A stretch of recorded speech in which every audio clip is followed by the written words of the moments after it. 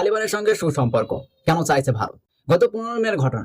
পররাষ্ট্রমন্ত্রী এস জয়শঙ্করের সঙ্গে আফগানের পররাষ্ট্রমন্ত্রী আমির খান মুক্তাদির ফোনালাপ হয়েছে।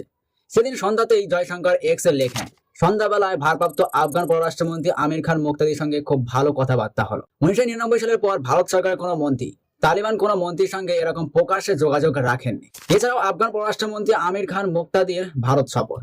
দিল্লিতে আফগান দূতাবাসে তিনি একটি সংবাদ সম্মেলন করেন, কিন্তু সেখানে মহিলা সাংবাদিকদের ঢুকতে দেওয়া হয়নি। তালিবান সরকারের কোনো মন্ত্রীর এটাই ছিল প্রথম ভারত সফর। তাই এই ঘটনায় সমালোচনার ঝড় উঠেছে। বিতর্ক শুরু হতেই পররাষ্ট্র মন্ত্রক বিবৃতি দিয়ে জানিয়েছে, গতকাল অর্থাৎ 11 অক্টোবর দিল্লিতে আফগান বিদেশমন্ত্রী সাংবাদিক বৈঠকের বিষয়ে বিদেশ মন্ত্রকের কোনো হাত নেই। কিন্তু প্রশ্ন উঠছে, তালিবানের নারীদের প্রতি কঠোর নীতির কথা আগে থেকেই জানা থাকলো ভারত কেন আগেভাগে এমন বৈষম্যমূলক অনুষ্ঠানের বিরোধিতা করেনি?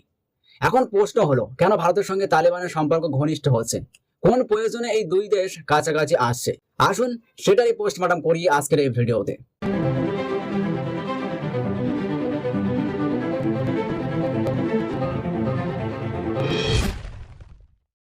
15 মে জয়শঙ্কর এক্সে এও লিখেছিলেন, পহেলগাঁও হামলার পর আফগানের পররাষ্ট্রমন্ত্রীর নিন্দা জানানোকে ভারত গভীরভাবে সম্মান করে। এই পোস্টের কিছুক্ষণের মধ্যেই মুম্বাইতে আফগান কনসুলেটের পক্ষ থেকে এক্সে পোস্ট করা হয়। দু দেশের সম্পর্ক ও কূটনৈতিক যোগাযোগ কিভাবে এগিয়ে নিয়ে যাওয়া যায় এবং কিভাবে দু দেশের মধ্যে বাণিজ্যের প্রসার ঘটানো যায় তা নিয়েও দু দেশের পররাষ্ট্রমন্ত্রীর মধ্যে আলোচনা হয়েছে। ফোনালাপে আফগান পররাষ্ট্রমন্ত্রী বলেন, ব্যবসায়ী ও রোগীদের যাতে ভারত থেকে ভিসা দেওয়া হয় এবং ভারতের জেলবন্দি থাকা আফগানদের মুক্তি দিয়ে দেশে ফেরানো হয়। কিভাবে দু দেশের মধ্যে ইরানের চা বাহার বন্দরের উন্নয়নের কাজ হতে পারে সেই নিয়ে আলোচনা হয়েছে। প্রশ্ন উঠছে, দুই দেশ কি পূর্ণাঙ্গ কূটনৈতিক সম্পর্ক তৈরির পথে এগোবে? 25 বছর আগে তালিবানের সঙ্গে ভারত সরকারের রাজনৈতিক যোগাযোগ হয়েছিল। কাবুলে তখন ভারতের কোনো দূতাবাস ছিল না।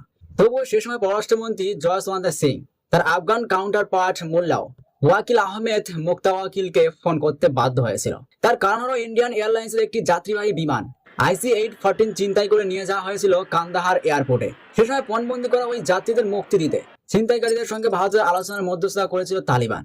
এছাড়া অতীতে ভারত তালিবানের সঙ্গে কোন রকম সম্পর্ক তৈরিতে আগ্রহ দেখায়নি। তাই দুপক্ষের মধ্যে টেকনিক্যাল ও কূটনৈতিক স্তরে একাধিকবার কথাবার্তা হয়েছে। 2025 সালের জানুয়ারি মাসে ভারতের পররাষ্ট্র সচিব বিক্রম মিসরি আফগান পররাষ্ট্রমন্ত্রীর সঙ্গে দুবাইতে বৈঠক করেছেন। এরপর 15 মে ভারত পাকিস্তানের যুদ্ধবিরতি ঘোষণা হওয়ার 5 দিনের মাথায় ফের ফোনালাপ হলো ভারত এবং আফগানিস্তানের। আর এবার সরাসরি সাক্ষাৎ।